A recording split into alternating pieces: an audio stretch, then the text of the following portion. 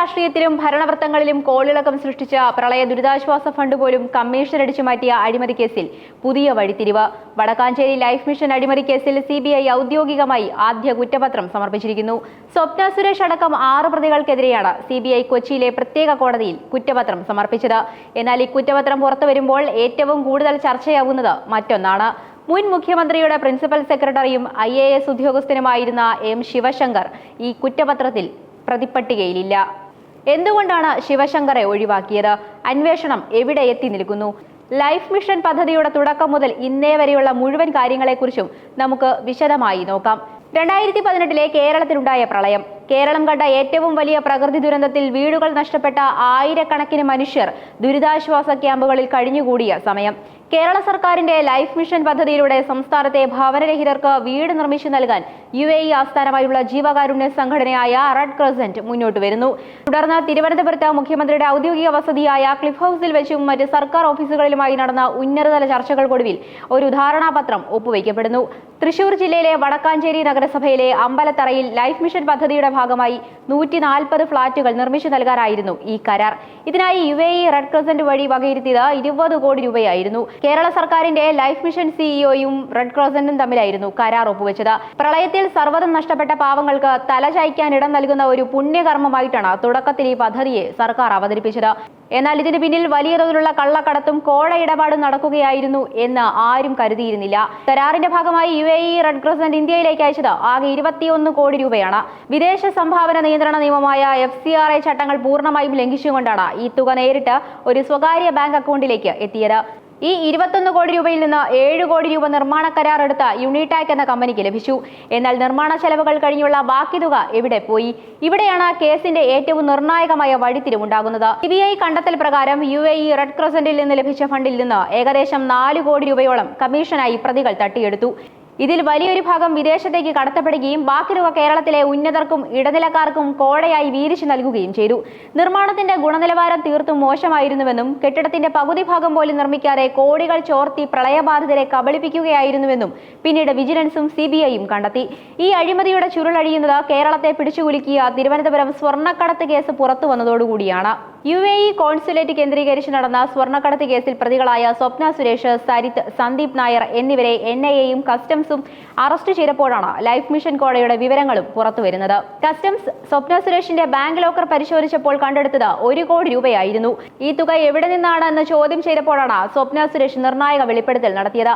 Vadakkanchery life mission പദ്ധതിയുടെ കരാർ യൂണിടാക് കമ്പനിക്ക് ലഭിക്കുന്നതിനായി തനിക്ക് UAE കോൺസുലേറ്റിലെ മുൻ കൗൺസിൽ ജനറലുമായും സർക്കാരിലെ ഉന്നതരുമായും ബന്ധമുണ്ടെന്നും അതിന്റെ പ്രതിഫലമായി യൂണിടാക് ഉടമ സന്തോഷ് ഈപ്പൻ തനിക്ക് കോടികൾ കമ്മീഷൻ തന്നതാണെന്നും സ്വപ്ന മൊഴി നൽകി.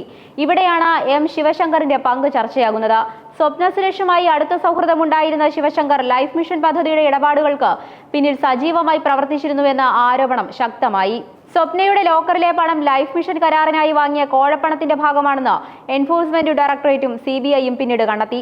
വിഷയം വലിയ രാഷ്ട്രീയ വിവാദമായതോടെ കേരളത്തിൽ പ്രതിപക്ഷ പാർട്ടികൾ സർക്കാരിനെതിരെ ശക്തമായ സമരവുമായി രംഗത്ത് വന്നു. പദ്ധതിയിൽ അഴിമതി നടന്നിട്ടുണ്ടെന്നും വിദേശ സംഭാവന ചട്ടങ്ങൾ ലംഘിക്കപ്പെട്ടിട്ടുണ്ടെന്നും ചൂണ്ടിക്കാട്ടി ഹൈക്കോടതിയിൽ ഹർജികളെത്തി. ആദ്യം കേരള വിജിലൻസ് കേസ് രജിസ്റ്റർ ചെയ്ത് അന്വേഷണം ആരംഭിച്ചെങ്കിലും കേന്ദ്ര ഏജൻസിയായ CBI ഈ കേസിൽ FIR രജിസ്റ്റർ ചെയ്ത് അന്വേഷണം ഏറ്റെടുക്കുകയാണ് ഉണ്ടായത്. യൂണിടാക് ഉടമ സന്തോഷ് ഈപ്പനെ 1-ാം പ്രതിയാക്കിയും മറ്റു ചിലരെ പ്രതികളാക്കിയും CBI കോടതിയിൽ റിപ്പോർട്ട് സമർപ്പിച്ചു. എന്നാൽ CBI അന്വേഷണത്തിനെതിരെ സംസ്ഥാന സർക്കാർ ഹൈക്കോടതിയെ സമീപിച്ചെങ്കിലും CBI അന്വേഷണവുമായി മുന്നോട്ടു പോകാൻ കോടതി അനുമതി നൽകി.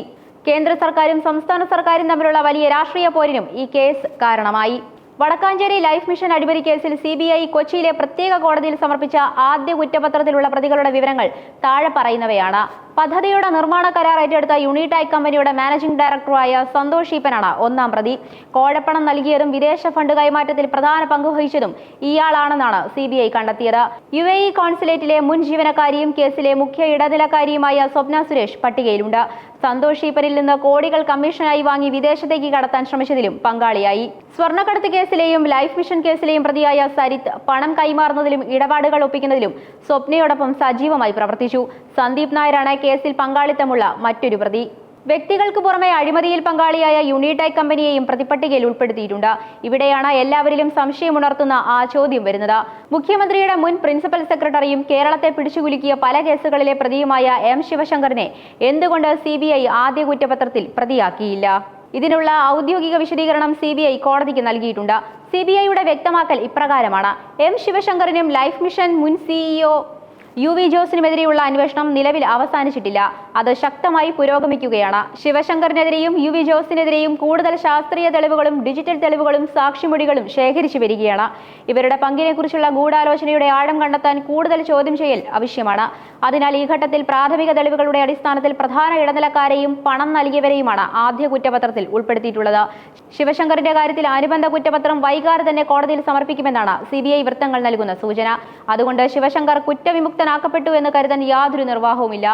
ഈ കുറ്റപത്ര പുറത്തുവരൽ കേരള രാഷ്ട്രീയത്തിൽ വലിയ രീതിയിലുള്ള പ്രതികരണങ്ങൾക്കിടയാക്കിയിട്ടുണ്ട്. സർക്കാരിന്റെ അറിവോടെയാണ് ഈ വൻ അഴിമതി നടന്നതെന്നും മുഖ്യ സൂത്രധാരനായ എം ശിവശങ്കറെ ആദ്യ കുറ്റപത്രത്തിൽ നിന്ന് ബോധപൂർവം ഒഴിവാക്കിയത് ഉന്നതരെ രക്ഷിക്കാനുള്ള ഒത്തുകളിയുടെ ഭാഗമാണെന്നുമാണ് UDFും BJPയും ആരോപിക്കുന്നത്. മുഖ്യമന്ത്രിയുടെ ഓഫീസിലേക്ക് വരെ അന്വേഷണം നീളുമെന്ന ഘട്ടത്തിലാണ് അന്വേഷണം മന്ദഗതിയിലാക്കാൻ ശ്രമിക്കുന്നതെന്നും പ്രതിപക്ഷം ആരോപിക്കുന്നു. നിയമപരമായി അന്വേഷണ ഏജൻസികൾ അവരുടെ ജോലിയാണ് ചെയ്തതെന്നും സർക്കാർ ഒരു തെറ്റും ചെയ്തിട്ടില്ലെന്നും രാഷ്ട്രീയ പകപോക്കലിന്റെ ഭാഗമാണ് ഇത്തരം ആരോപണങ്ങളെന്നുമാണ് ഭരണപക്ഷം മറുപടി നൽകുന്നത്. നിയമപരമായി നോക്കുകയാണെങ്കിൽ ഒരു കേസിൽ ഗൂഢാലോചന നടന്നിട്ടുണ്ടെന്ന് തെളിഞ്ഞാൽ ഘട്ടം ഘട്ടമായി അനുബന്ധ കുറ്റപത്രങ്ങൾ സമർപ്പിക്കാൻ CBIക്ക് അധികാരമുണ്ട്. ശിവശങ്കർ ഇതിനകം തന്നെ ED കേസിലും സ്വർണ്ണക്കടത്ത് കേസിലും അറസ്റ്റിലായി ജയിൽവാസം അനുഭവിച്ചിട്ടുള്ള വ്യക്തിയാണ്. ലൈഫ് മിഷൻ കേസിലും ED ശിവശങ്കറിന്റെ അറസ്റ്റ് രേഖപ്പെടുത്തിയിരുന്നു.